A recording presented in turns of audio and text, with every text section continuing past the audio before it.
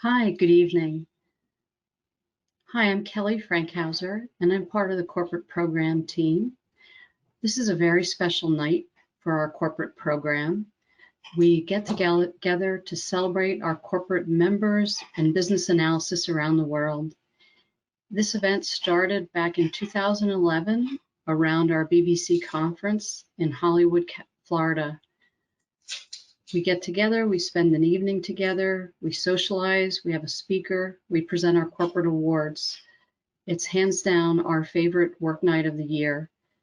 Tonight, a couple housekeeping items before we get started here.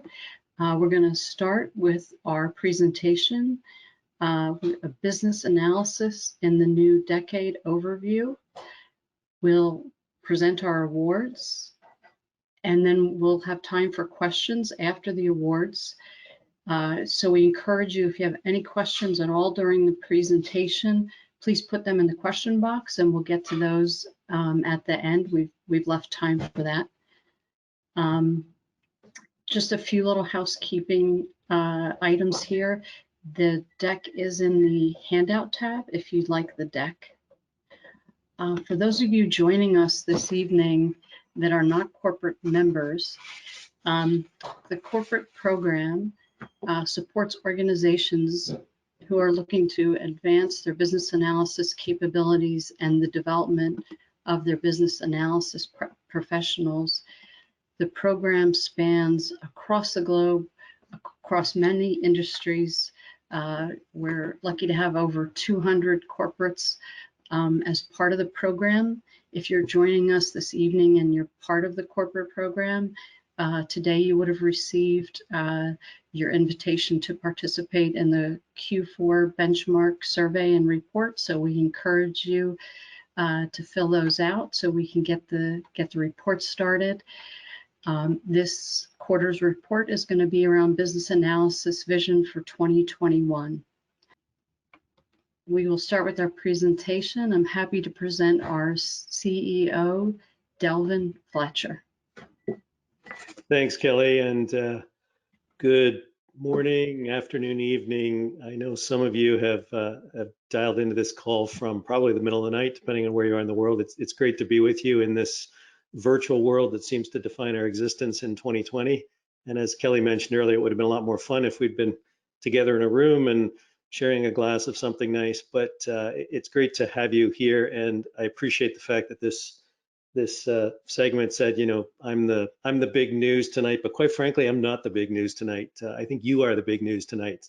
It's really great to celebrate, for us to have the opportunity to celebrate some of the work that our partners in the enterprise space are doing globally within their business analysis work and sort of the broader context in which you find yourselves and the areas that you work.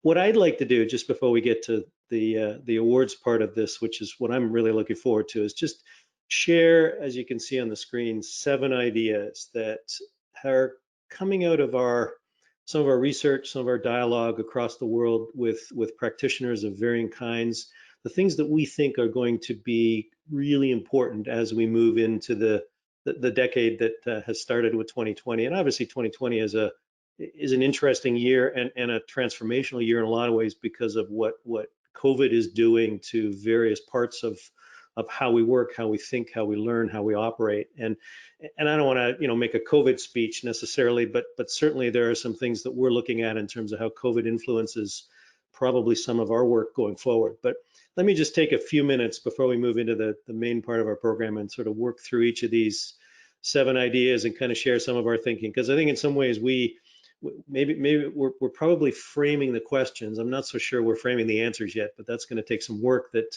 hopefully we can work on together as a community across the world. So let's jump right into this. Idea number 1, skill set transcends title.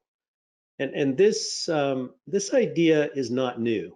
In some ways, it's probably been lurking around through the whole history of IIBA, and some of you, I know, will have worked in this field even before IIBA was officially formed as an association in 2003. But it's this idea that business analysis is a lot bigger than business analysts. And one of the things we were researching in 2019 that's kind of in the diagram in the next slide here is what those titles typically look like, what kinds of roles organizations are seeing business analysis as a core function in. And as you can see, it's a huge list, and it's probably going to grow. We probably need to update this a little bit. I was talking about this to our community in India a couple weeks ago, and I got challenged on a question to say, kind of, why are we separating business and technology in terms of focus? Because everything has a technology focus, which of course is largely true. And our intent here is not so much to illustrate that there's necessarily a difference, but simply to underline the breadth and depth that we are seeing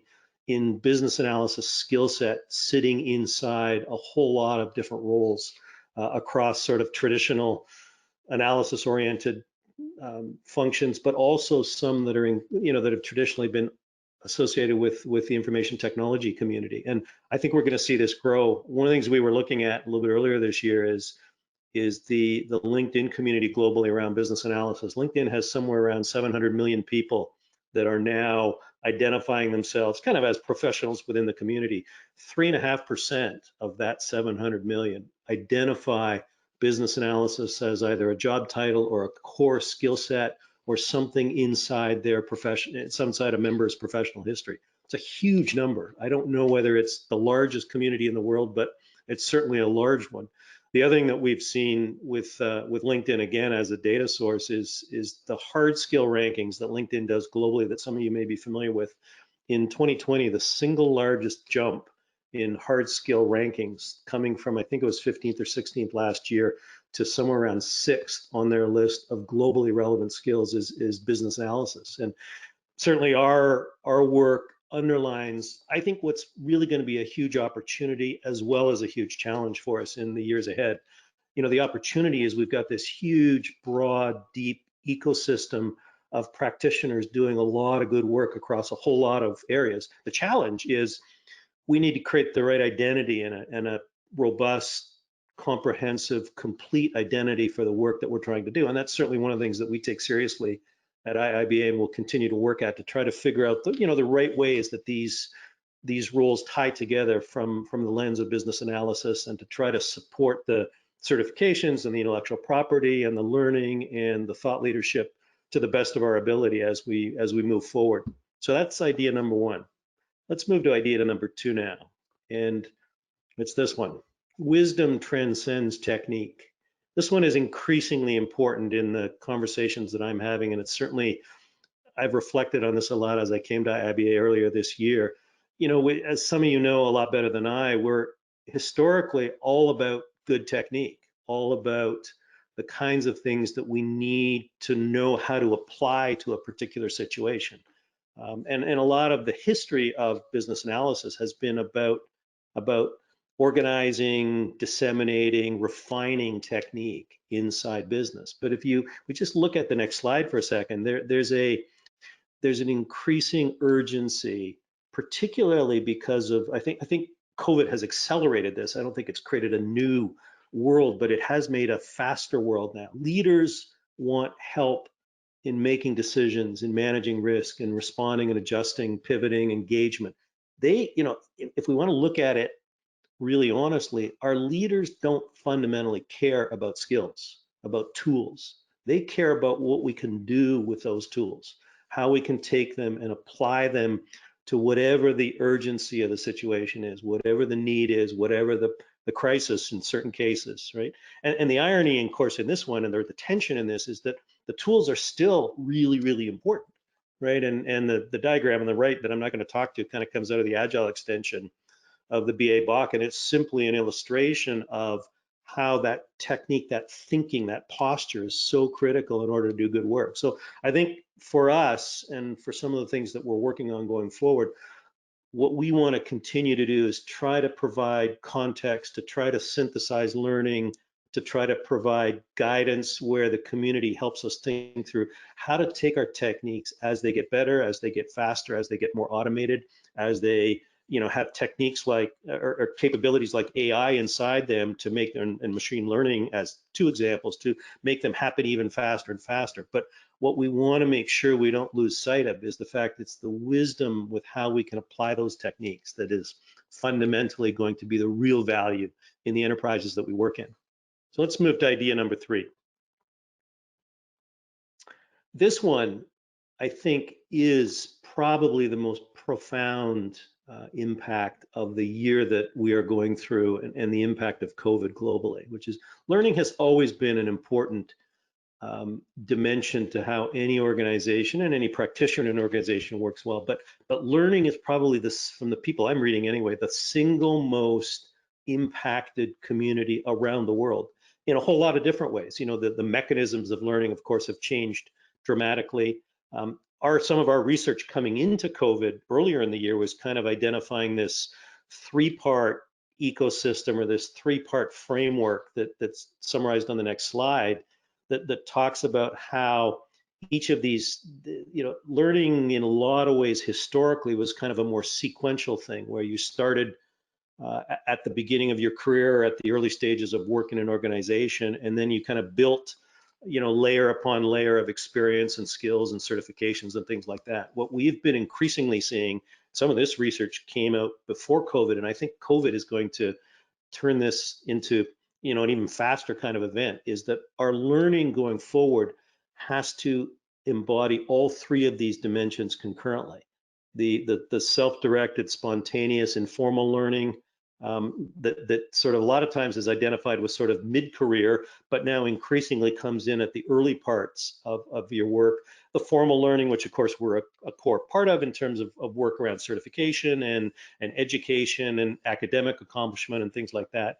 And also this experiential type dimension where dynamic, curated, just-in-time access to knowledge is now increasingly the imperative. And COVID has accelerated some of these things, because the community aspect of things that we used to be able to do has now been kind of put on hold, at least for a while. We can't sit in a room and share ideas. All of that is now video based, and it's all virtual, and it's kind of more, I don't know what your experience has been, but I find my experience on video to be more structured in a lot of ways, and some of that informality and that conversation, even though there's ways to do it, and there's lots of organizations who are experimenting with both the technology and the mechanisms to do that, I still find that a challenge to replicate some of the things that we used to be able to do when we could be together. And part of me is longing for that to come back.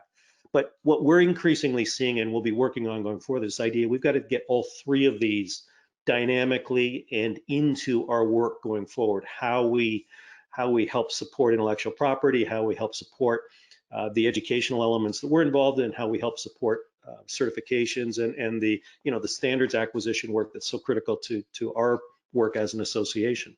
So let's move on to idea number 4. This one is interesting because if I reflect back on my work over the last little over 3 decades now that I've been in the professional space, one of the things that is still critical is speed. And by speed, I mean the ability to get quickly to decisions. If we just look at the next slide for a second, the idea that we have got to figure out how to find ways to access information and content, solutions, guided journeys. Everything now has to be more searchable, retrievable, accessible, dynamic, modular, you know, and above all fast. And this screenshot on the side is just an example of one of the small things that we're working on as an organization to try to help disseminate that, some guided journeys around the BA block that we'll be starting to release in 2021 that will, you know, sort of take that 475-page textbook or whatever it is and start figuring out ways where, with the right kind of structure and Q&A and search taxonomy, we can start to deliver some parts of that in a much more accessible modular fashion, so that if you're sitting on a Zoom call and you know there's a diagram somewhere in a BA book that you'd love to be able to pop on screen, but you don't have time to scroll through that book, or you don't have a mechanism to be able to deliver it in the moment, we'll hopefully start to solve some of those problems efficiently going forward. And we're not alone in this. I think every organization that's working on this kind of thing understands that we have to somehow manage both the fidelity of our information and the quality of what we're trying to do, but also be able to deliver it in much faster, more dynamic, better ways going forward. Let's move on. business context matters more urgently. This one I don't think has ever changed. I think the language that we use to describe this has changed. Let's look at the slide that just follows this one for a second, and let me just share. Probably the most effective diagram that I've ever had in my career is one based on this that I first saw from someone 20, 30 years ago. So much of our work intuitively is about this tension between what we have done, what we should do, and what we can do. And the post-COVID world, I think our whole world, but certainly the post-COVID world, organizations are focusing on how they can redirect their value creation, how they can figure out how to respond to a structural change in their organization, how they can take, say, brittleness inside their supply chain and make it more flexible, more agile, more capable of dealing with shock, right? And great companies, and some of you work for some great companies inside the global ecosystem, are working on how to figure that out fast. But so much of that work, and I think a lot of our work in the business analysis space, is really trying to take this comfort zone on the right-hand side and drawing it into the effectiveness zone on the left-hand side, trying to figure out how to move quickly past what we have done, whether it's an old system or an old process or something like that, and learning from it, but then kind of almost setting it aside and trying to get the positive tension in our work between the capabilities of what we have available to us, what we can do, whether it's a business system or a process or an interaction team or whatever it might happen to be. There's oftentimes technology in there, but it's not always exclusively about technology. And that top circle is really about ruthless focus and deep understanding of what our customers and stakeholders need. And every time I kind of look at this, I sort of hold myself accountable to it a little bit, saying that, am I really thinking about what I have done? Because that's comfortable. It's a space I understand. I've got lots of things in my office that I can draw on that says, hey, I did this X years ago and it helped me, right?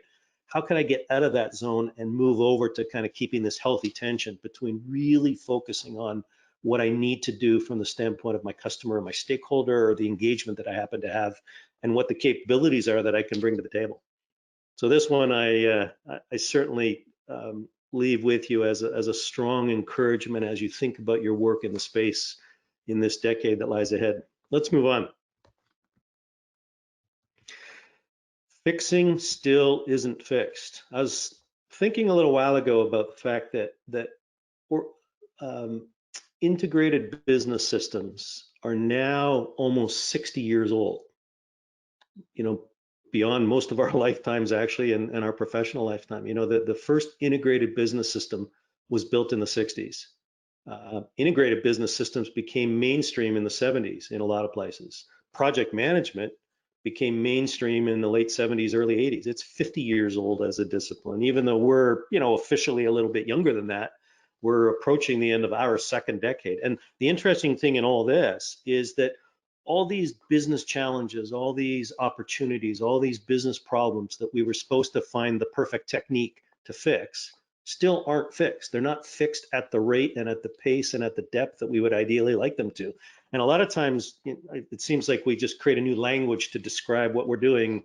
A couple decades ago, it was business process reengineering. In this last decade that we're leaving, it was digital transformation. And if we look at the next slide here, I think what we're increasingly seeing is that there isn't going to be a solution. There isn't a methodology that's going to fix everything.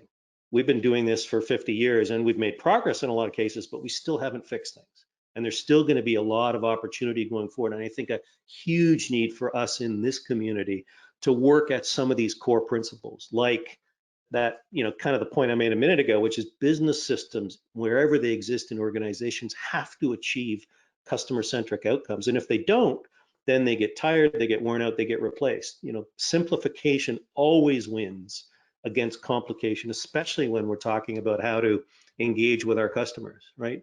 The new normal is almost never a return to the past. And I was talking with a thought leader in the space a little while ago, and he was saying to me, so much of what has gone on over the past has been this idea of disrupt, stabilize, fall behind, start again. In other words, you kind of take something, whether it's a system or a process or an engagement strategy, and you kind of you open it up, right? Almost like a surgeon opens up a heart to repair it, right? And you accept some destabilization because your goal is that you can now repair it, put it back together, right? And in medicine, under the skills of the right, practitioner, that works really well. It's a miraculous thing if we think about it, right? But in our work, I'm not so sure it works quite as well as it does long term. I think a lot of what we have to focus on is how to take some of those principles, but bring that ruthless, razor sharp focus to the needs of our customers, of our stakeholders, to what these systems or processes are trying to do, and constantly call our teams back to focus on what it is we're trying to accomplish, right? What it is we're trying to achieve with this, so that the process and the technique doesn't become the end goal, but the outcome, particularly in kind of in enterprise terms, in enterprise focus terms, in the terms that our leaders are thinking about or dealing with or grappling with, that is the lens that we bring to our work. So I would definitely encourage you to kind of continue to take a few of those thoughts into your work as you work in this space on a day-to-day basis. Let's move on and I think wrap up fairly quickly now. Idea number 7, and with this I'm going to close. Tension replaces balance. Somebody told me years ago that the idea of balance is kind of a fallacy, and the idea that you can achieve this equilibrium between 2 or 3 opposing things, that you kind of get your work or your thinking or your experience or your career into a perfect space, right? And now everything works perfectly. And I remember the conversation, the person kind of scoffed at that idea and said, it does not happen. In fact, balance, he suggested at the time, is not actually what you should pursue. He said, I'd suggest you pursue tension, particularly the health of tension. And if we look at the final slide here, I think what we're going to see in the decade ahead, and I don't think COVID created this, but I think COVID is going to create some intensity and some pace and some speed to it, as I mentioned earlier. I think we've got 3 pressure points in our work that are going to be very defining, and we're not going to keep them in balance. I think our goal is going to be needs to be to try to keep them in healthy tension with each other. How businesses operate, how cultures are built internally. Many of you know much better than I that there's so much transformation going on in that space this year that is going to continue and probably reverberate for decades to come in a whole lot of different dimensions, not just the influence of remote work and distance and the inability to travel and do some of the things that we took for granted a year ago. But there's also all kinds of other forces that are now increasingly influencing culture and how business operates. We talked a little bit about education and how learning changes, and I think that's going to continue to evolve, probably in some ways that we haven't yet figured out. And the other thing that's interesting is all this transformation work and all this digital work that so many of us have been involved in a lot of ways is not yet done.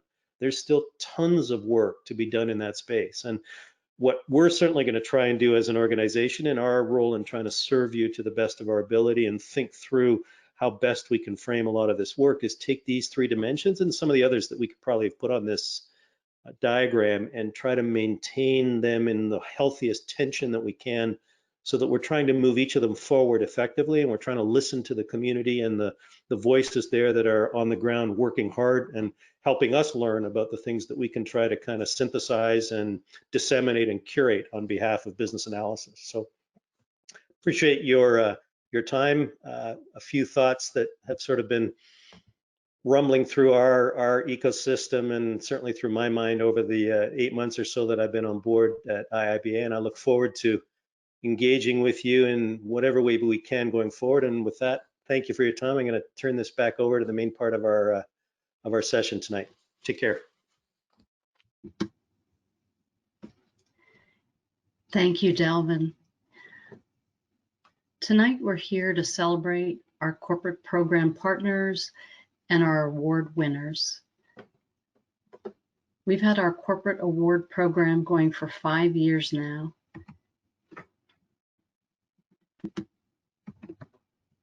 Our first award is for the IIBA Corporate Leadership Excellence in the Advancement of the Practice of Business Analysis. And our award winner is NedBank. Congratulations to NedBank. Nedbank reached out to IIBA back in 2016, and they were looking to gain access to the global corporate standards, the business analysis body of knowledge. They have a very large community of practice. They're located in South Africa. They are very active, very engaged with IIBA. They're constantly looking to improve their business analysis capability, and every 3 years they undergo an internal and external assessment on how they're doing.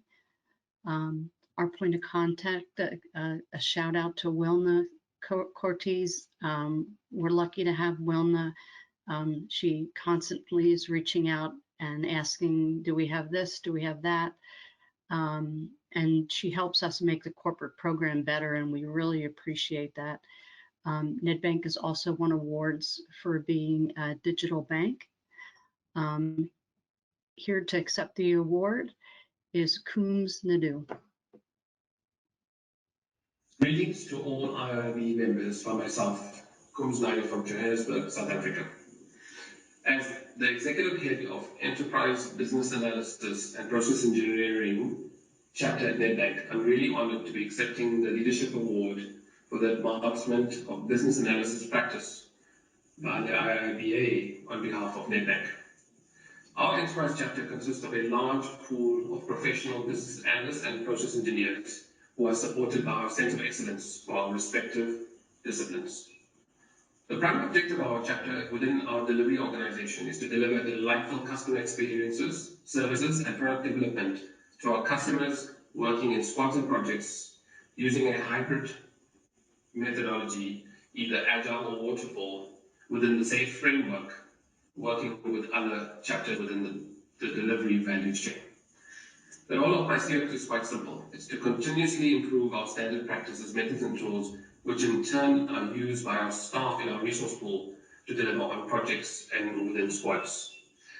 Since we received the news of the award, there's been huge excitement and duly recognition within our group, our CIO, divisional executives, stakeholders, and most importantly, our staff who perform the BA role.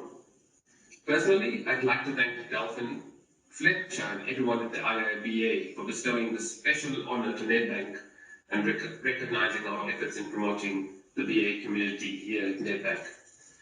This award was made possible by several factors, namely the usage of our platinum corporate membership and the access to world-class collateral and resources offered by the IIBA certainly enabled us to put down a solid foundation for our practices, standards, methods, and tools.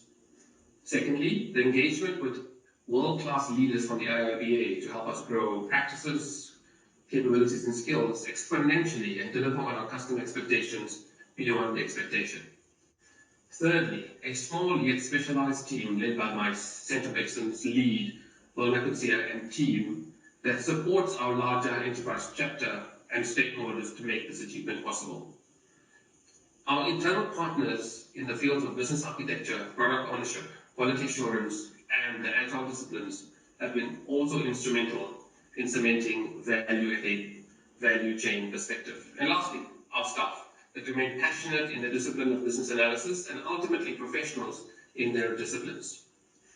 Despite having our work underpinned by great corporate culture, passionate BAs, collaboration at all levels, and exceptional influential leaders, there's always room for improvement in terms of squad and quality cadence, evolving our staff capabilities on their digital skills and business acumen with targeted knowledge to drive better business outcomes with our stakeholders, which is still well entrenched in our current strategic initiatives. Lastly, and I'd like to thank everyone involved in formulating the outcome for this award and recognizing our efforts, and we look forward to a continuous partnership with the IIBA over the long haul. All the best for myself, Coombs Nadu from Nedbank. Thank you. Thank you, Coombs. This is a special year for the corporate program. This program was launched 10 years ago, and in the year 2010, when it was launched, we had approximately 30 corporate members join the program, and about a third of them are still with us today as our partners. And we're here to celebrate those partners this evening Our first award winner is ANZ. ANZ is located in Australia. They're a very early adopter of the IIBA Global Competency Model, and they actually helped shape the early versions of it. They're also a strong supporter of the local Australia chapter, including discussion forums, events, and volunteering. Several ANZ BAs have grown over the years, and they've become leaders within ANZ and across business communities in Australia. The organization is constantly evolving. From Nathan Johnson, the Journey Expert Chapter Leader, on behalf of ANZ Banking Group Limited, thank you for the IIBA Corporate Leadership Award. ANZ regularly leverages the key knowledge areas and techniques from the business analysis body of knowledge to support best practices and strong business and customer outcomes. Business analysis provides the foundations for innovation, helping us define our needs, build capability, and enable change on a variety of initiatives.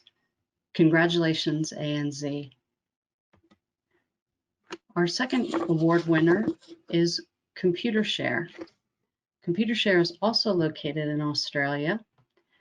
In its very early days with IIBA, it helped lay the foundation for BA communities with the local community of practice and local leadership in Australia. We've been lucky to have the same point of contact, Tracy Watson, for many years. She's laying the foundation and a fine legacy as Computershare expands globally and as the leadership transitions to a new leadership. Computershare has always supported IIBA and its people. Business analysis and business analysts are highly valued by Computershare. Computershare recently participated in a roundtable with IIBA to help shape IIBA strategic planning for the next 3 years. Let's hear from Tracy in Computershare. What a lovely surprise and honour to be accepting this award today on behalf of Computershare. We first became aware of the IIBA way back in 2009 when I attended a conference called BA World here in Melbourne. It was during a workshop at that conference that I had the pleasure of meeting the wonderful Michael Ogello, who not only roped me into volunteering at IIBA events, but was instrumental in encouraging Computershare to sign up as a corporate member. Computershare has always valued the contribution that our business analysts make to the organisation right across the globe. The BAs work in quite a complex environment on initiatives that concern countries, business lines, and technology platforms and stakeholder groups. And they're highly respected at all levels of the company for their ability to bring together all of those global stakeholders, break down the complexity so that everyone can understand and participate, and ensure we achieve the best possible outcome. As such, senior management have always been happy to invest in the professional development of the BA group and actively supported their participation in the wider BA community. Joining the IIBA Corporate Program really helped us to raise the bar in terms of the maturity of our BA practice. Being able to leverage resources like the body of knowledge, which I got mentioned to when we joined, being able to tap into the competency model, and being able to offer certifications to our BAs really lifted us up as a group. Thank you so much for this award to recognise our 10-year partnership, and we're looking forward to seeing where the IIBA takes us next. Thank you, Tracy. CNO. CNO is located in the United States. They were our very second corporate program member. They're part of the Platinum Corporate Program. Over the years, we've had a very collaborative partnership with them. Their leadership has been very engaged with IIBA. CNO was part of the first time that we got together with the corporate program in 2011 when we got together and we got around a table in Florida. They were part of that. They've been highly engaged. And we're happy to accept the award on behalf of CNO. Canadian Pacific Railway is located in Canada.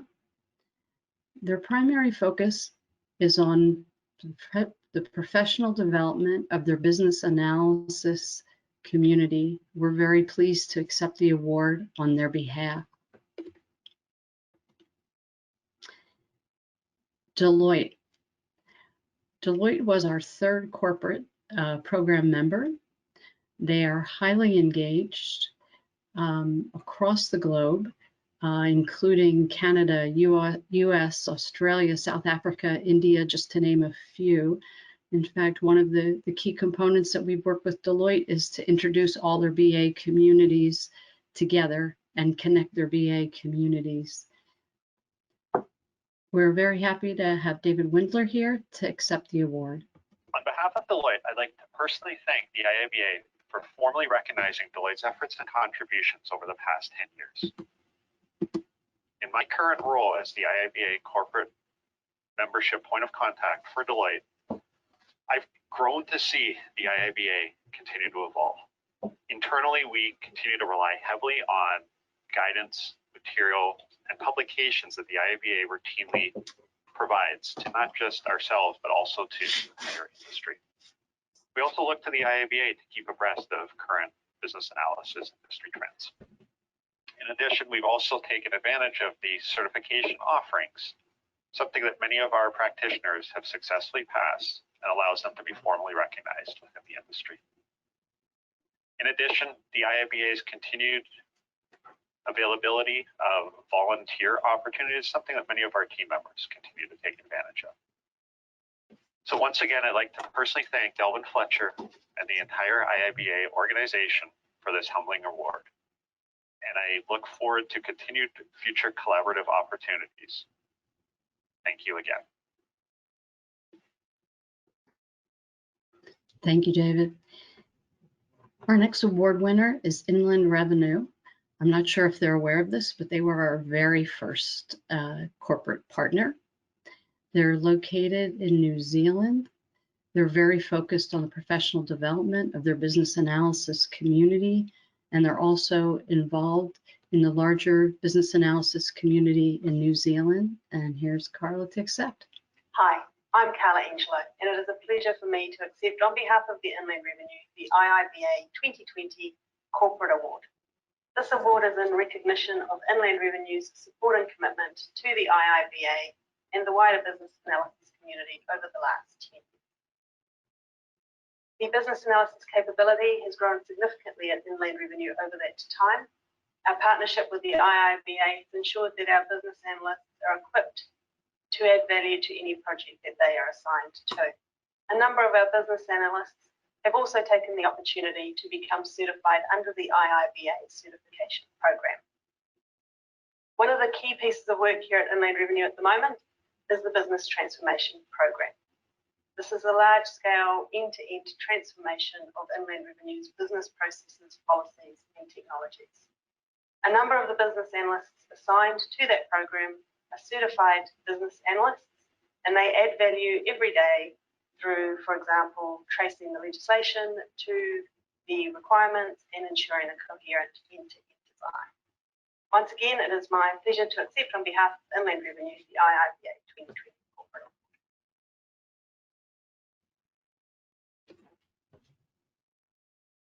Thank you. Our next award winner is NTT Data. NTT Data has been very engaged with IIBA since the first day that they joined the program. They're very active in the global community of business analysis. They're a regular presenter at their annual conference, BBC. They're very interested in trends in business analysis. And they were actually our very first Corporate Leadership Award winner presented 5 years ago. Here to accept the award is Laura. Hello, I'm Laura Frieda, leader of NTT Data Services Global Business Analysis Practice. On behalf of my team, I'd like to express my gratitude for receiving the recognition for 10 years of membership. It's an honor to be part of IIBA's first class of 10-year corporate members. The IIBA has been a valuable resource for my team.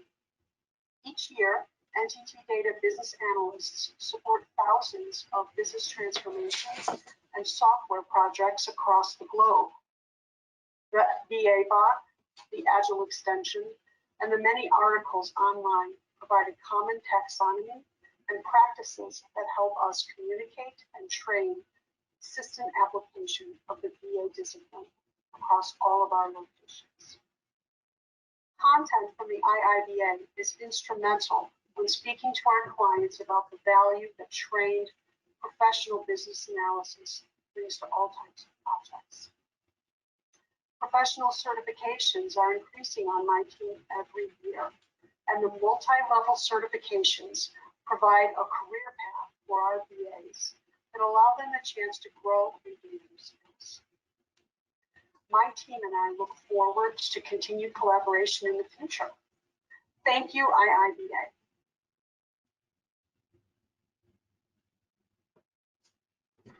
Thank you, Laura. And last but not least, the WESTPAC group. The WESTPAC group is located in Australia. They're a big supporter of IIBA. They have a very large business analysis community. They hold monthly community of practice events, which sometimes include everyone getting together and viewing an IIBA webinar. They have multiple study groups for certification held every year. Here to accept the award is Catherine, Karen, and Biljana. Congratulations to the WESTPAC group. We've just been advised that we've been recognised by the International Institute for Business Analysis and received an award for their Global Corporate Program, of which we've been a partner for 10 years. So we wanted to just catch up with some of our leaders in the practice of business analysis and hear a little bit about the insight into what this award is and what it means to them. So first of all, we have Karen Presland, who is the Senior Risk Manager in Group Technology. I'm also hearing from Biljana Kukevsky, who's the Business Analysis Practice Manager for Customer Service Hub. So Karen, first to you, this is an amazing partnership with the IIBA in this past decade. Can you tell us a little bit more about the journey to this recognition? It's been quite incredible, actually. There are 4 key components that have really attributed to our success here. So one was the incorporation of the BABOK requirements lifecycle, both from a waterfall perspective and an agile perspective, into our broader execution framework. So the ability to, at a sub-activity level, define what was required there. We also automated 50 plus of the BA activities that are spelt out in the BABOK, and we built them online and incorporated them into links back into our training offerings internally within the organisation, as well as looked at external links throughout Australia where we can find more information. We ran internal study groups too, so we ran them over a period of 4 years, which has helped to uplift our capability, and it's also produced a more consistent approach to requirements gathering in the organisation. This recognition has been very important to us in the role of the BA generally, and aligning to the BABOK has been a big deal for us. And that's so important, isn't it, to make sure that we are able to align to industry standards within WESTPAC, so we give confidence to our business analysis community here, isn't it? Definitely. Yep. Thanks, Karen. So looking to the future, Biljana, and how we work as business analysts within WESTPAC, what does the continuing partnership with IIBA mean to you and to your team? So I'm really excited about partnering with the IIBA going forward.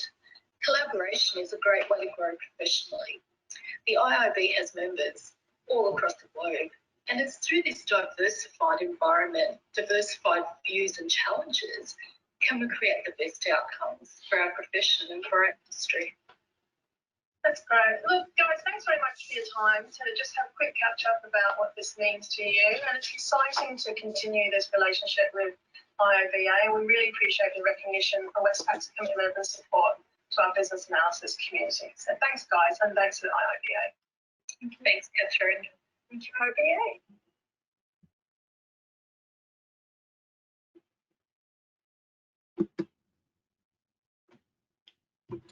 Thank you. Here's a virtual cheers. Congratulations to our award winners this year. There's only water in here right now, but congratulations and cheers. Now, as promised, we wanted to allow some time to open the floor to any questions that you might have. Kelly, I have a question. Can you tell us a little about the benchmark survey and report? Absolutely. Many years ago, one of our corporate partners came to us and they suggested that we implement this program. They said IIBA, we were in a unique position that we had access to over 200 BA communities. And they asked us if we'd be willing to go out quarterly and poll our corporate community to gain insights and to put that together in a report and provide that back to the corporate community. The first one we did several years ago was around BA communities. We let this corporate select the benchmark report since it was their suggestion. And just talking more about not just what % of our corporates have BA communities, but more around what value you derive from them and how to keep them current. So it's a program we continue to this day, and we're currently working on the business analysis vision for 2021. Thank you. I have a question for Delvin. It's wonderful to see the role titles transcending business and technology domains. What trends are you seeing in business analysis roles? We're seeing breadth, depth. I touched on this a little bit earlier at the very beginning, sort of the 7 ideas I was sharing, but I think what we're increasingly seeing is business analysis is kind of as almost a critical foundation to virtually all transformation work inside organizations, whether it's technology focused or whether it's focused on process improvement or process enablement or process acceleration. And it's kind of, I think there's both almost a horizontal layer to this where some days of the week we talk about this internally. I can't think of a role that actually doesn't benefit from some good business analysis foundational skills. But there's more than that, and this gets into that conversation we were having earlier around wisdom and technique, which is that there's hundreds of techniques that we can bring to the table. I think where we're seeing that role for business analysis continuing to expand is the wisdom to know what technique, when, how, at what level of depth, at what level of speed, those kinds of dimensions. So I think we're going to continue to see this get bigger and bigger as time goes on, and that kind of idea of a sort of a horizontal foundation that's critical in everything, as well as a vertical foundation that is built through experience and technique and certifications and some of the other things that we try to support. I think we'll continue to see both of those things grow in the future. Thanks. Can you also, Delvin, speak a little bit more about what is healthy tension? I think healthy tension is you're never done. In other words, you never get to equilibrium. You never get to a place where you're kind of comfortable. And I think if you think about your work, this is probably more intuitive than maybe that slide makes it sound out to be, because the whole idea is that your work is it's not caught, it's sitting between how fast I want to move, how much stakeholder engagement I want to gather, how detailed I want to become about elicitation, which is one of the core skills of business analysis, right? All of the things that we bring to the table to some degree have tension built into them, because we need to make decisions about when to stop and when to continue. And if you stop too quickly, you run the risk of losing the insight that you need in order to build the right outcome, the right solution, the right architecture, right? If you move on, if you take too long, then you run a lot of risks. You run the risk of not moving quickly enough in the enterprise that you happen to work, and you may lose competitive advantage, or you may lose an opportunity to respond in the marketplace. So I think there's tension naturally built into almost everything, but I think we as business analysis professionals have an opportunity to figure out how to draw the right lines in that tension in our work. And a lot of it is just the practical day-to-day decisions about how much more do I push this technique? How much more do I push this conversation? Because I want to do it well enough in order to do the right stakeholder work that I need to for my customer or for my internal team or for my leadership, whoever it is I happen to be working with. But I think those are some of the areas where just tension is the art of navigating tension, I think, is one of the great skills that we see in business analysis when it's really done well. Thank you. Could you also talk a little bit more about how vision is evolving? Let me talk about a couple things that we're working on coming into 2021. One of them I touched on with that screenshot in the presentation earlier, which is one of our biggest imperatives is to figure out how to kind of digitize the body of knowledge that we've been so identified with in a way that still maintains the quality and the peer-reviewed fidelity that we've been, we've worked very hard at maintaining over the life of IIBA, but we need to figure out how to become a better curator of work and how to create accessibility so that you don't have to become an expert in that in the BA Bach or some of the associated textbooks on a day-to-day basis, and know that I've got to go to page 421 because there's something really important there that I want to draw into this. So some of it is just practical things. Some of it has also involved work on our digital platforms that we've been doing this year as our resources allowed us to, so that we can start to deliver those kinds of things more effectively going forward.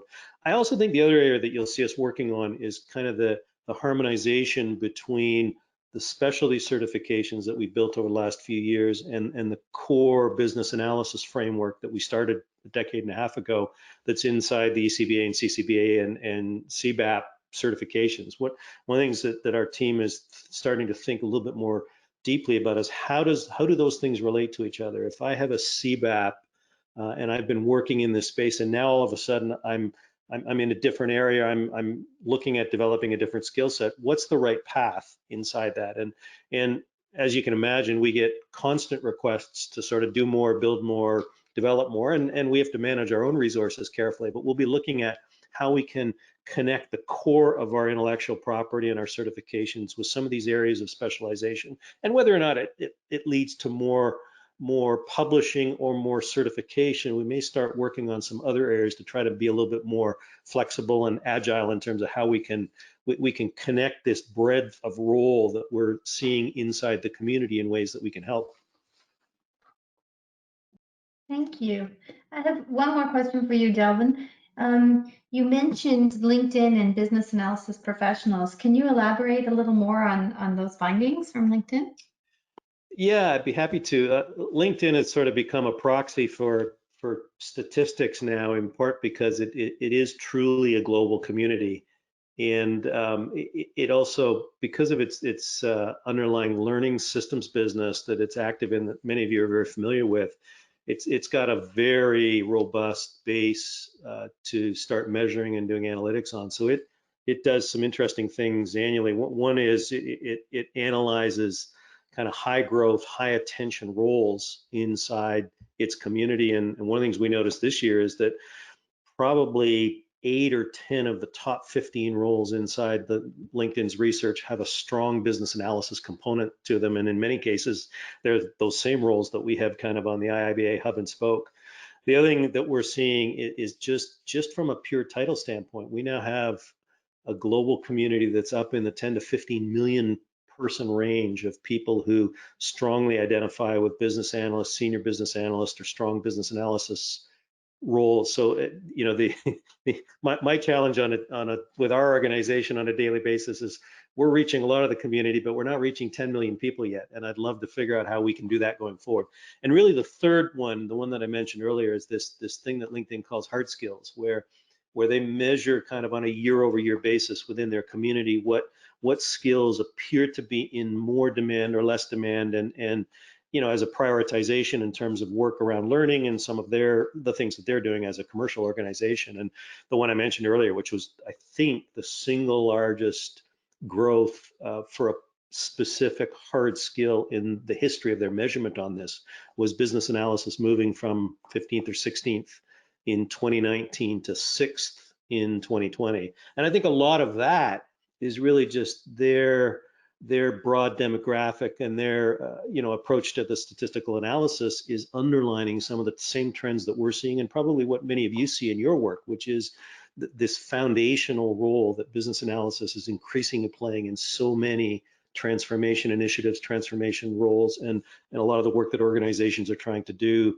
to get better at the outcomes for their customers, and also, obviously in some cases respond to the dynamic of what COVID has brought to the world this year too. Thanks. Kelly, I noticed a new offering in the corporate resources strategy to execution framework. Can you elaborate on that a little bit? Absolutely, and you're very observant because we haven't really announced that too widely. As many of you know, several years ago, Michael Agello and Dr. Cecily put together a strategy to execution. We rolled it out, we presented it at BBC. We never made it widely available to the business analysis community. So what we've done is we've created an overview of that content that is available to all our corporate members and also available to the community. And the full report will be available to our Gold and Platinum later in Q1. And if you have any questions about it or you'd like to gain access to it, I think it's one of our final slides here, but just email us at corporatemembership@iiba.org. Thank you. That's all the questions that we have for tonight. Perfect timing. Thank you again, and congratulations to our award winners. Thanks, Kelly. Appreciate you having me join you tonight. Good luck, everybody. Thank you for all your work and support for this business analysis community that we're trying to serve.